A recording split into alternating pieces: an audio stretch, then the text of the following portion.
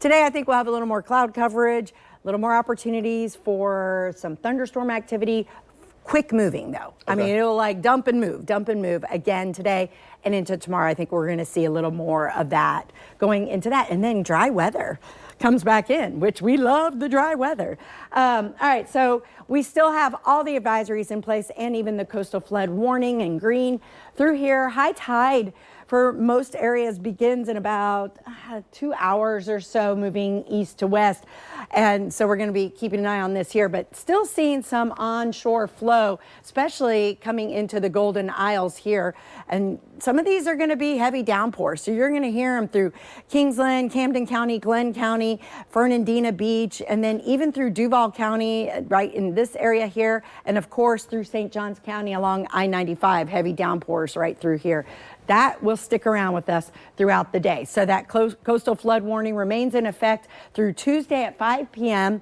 Areas here in green during high tide, those are those areas that will rise 2 to 3 feet above the dry ground. So, of course, managing to watch that very closely. Now, the Doctors Lake Marina camera has been a really great tool for us to talk about this tidal flooding. And right now, we're starting to see it come in just a little bit through here. High tide in this area is close to 11 o'clock this morning. So we'll start to watch this parking lot fill with the water coming in with the tide. So again, just keep that in mind. If you encounter an area that is underwater, turn around, don't drown. All right, wind speeds right now and continuing to come in from the east, which is continuing to bring that water inland to the beaches, to the Intracoastal Waterway, and of course into the river. 17-mile-per-hour wind speeds right now in Mayport, but the gusts up to almost 30 miles per hour at Mayport, 23 gusts right now. In St. Augustine, we're seeing 12, 23 in Waycross, 15 in Green Cove. So still feeling that wind effect with that tight pressure gradient. There's a big area of high pressure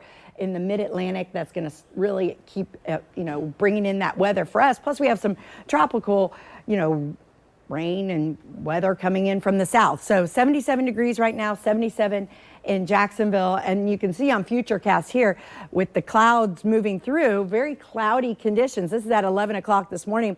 Temperatures moving into the mid 80s. It's possible today, 84 for McClenny, 81 in Green Cove. So breaks in the clouds will allow that heat to rise a little bit. And with the heat rising, will give the opportunity to fire off some thunderstorms. And then Monday looks to be a little rainier. And I know we have a Monday night football game tomorrow night. This is at 3 o'clock in the afternoon. And think about the V right there being Everbank Stadium in Jacksonville. Looks like we're going to be in the clear as far as rainy weather going into the game tomorrow. Could be a little bit of a wet tailgate for some folks. So rainfall totals over the next 5 days, still looking for heavy rainfall along the coast. All right.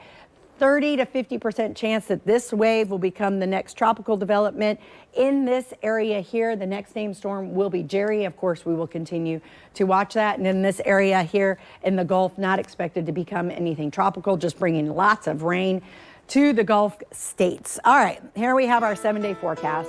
And today and tomorrow look to be the rainiest of the week, and those hit or miss showers, spots of sunshine, and we do have that opportunity for some quick moving thunderstorms, perhaps even later this afternoon. But by Tuesday, we really do start to dry out and temperatures kind of bounce back to where they should be for this time of year. Should be right around 84, 85 and even warmer than that by Wednesday.